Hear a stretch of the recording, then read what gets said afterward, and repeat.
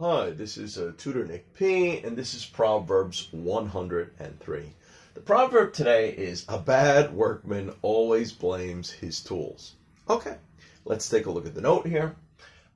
This proverb could be rephrased as, a bad carpenter always blames his tools. So you could hear it both ways. A bad workman blames his tool, or a bad carpenter always blames his tools. So both are acceptable. All right, let's continue. The proverb basically means that it is not the tools, but the skill of the worker. So he's just blaming them, but the real problem is the worker himself. Either he's too lazy, or he has a bad attitude, or his skill is just not very good. It's just, we might say, subpar, like below average, or something like that. All right, let's continue. It can also mean a bad worker will often find an excuse to blame someone or something else. Yeah, bad workers do this a lot. They'll blame their tools or something else. So some other reason why the job was not perfect, or why the job was not, up to par, or acceptable enough or good enough. Okay, let's look at some examples here. Example number 1. That handyman, remember handyman, that's a guy that's good at fixing a lot of different things, especially around a house or something along that line.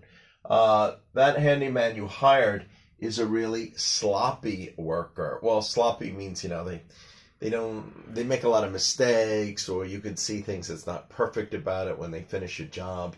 So we say that they are a sloppy worker. And then, of course, remember, this is an A-B part. So A just said that. B says, I complained to him, and he said it was because he could not afford to get new equipment. All right, so that was his excuse. And then, of course, A will, respond to that. Well, a bad workman always blames his tools. So this is a perfect way that we might hear it used. Okay, let's look at the second example here. She says the reason the cake doesn't taste good is because her oven is on the blink.